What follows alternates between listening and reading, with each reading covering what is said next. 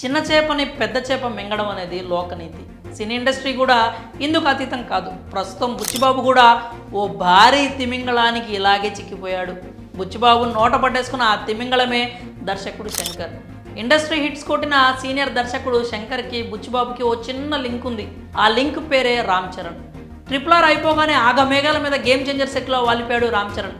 Shankar direction, 100 కోట్ల budget, కొడితే కుంభస్థలమే అన్నట్టు కొన్ని నెలలు హిట్ నడిచింది.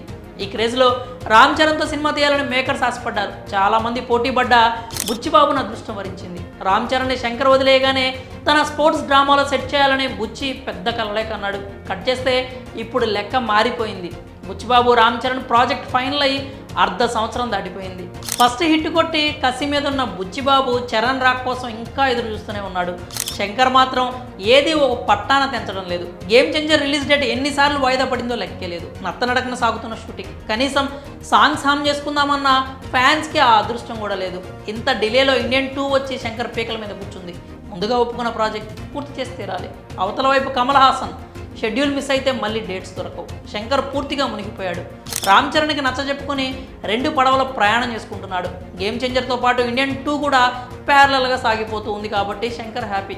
గేమ్ చేంజర్ అవుట్పుట్ బాగా వస్తుంది కాబట్టి చరణ్ హ్యాపీ. మరి ఇక్కడ చాలా కాలంగా లూప్ లైన్లో ఆగి ఉన్న బుచ్చిబాబు పరిస్థితి ఏంటి?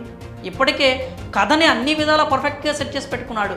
స్టార్ కాస్ట్ సిద్ధం, ప్యాడింగ్ డేట్స్ లాక్ అయ్యాయి. కానీ చెర్రీ రావడానికి ఇంకా లేట్ అయ్యేలా ఉంది. అసలు ఎంత టైం పడుతుందో కూడా చెప్పలేని పరిస్థితి.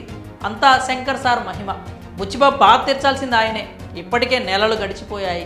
ఇకనైనా బుచ్చిని బడా డైరెక్టర్ కరుణిస్తాడా? చరణ్ని తన గేమ్ నుండి రిలీజ్ చేస్తాడా? చూడాలి ఏమవుతుందో.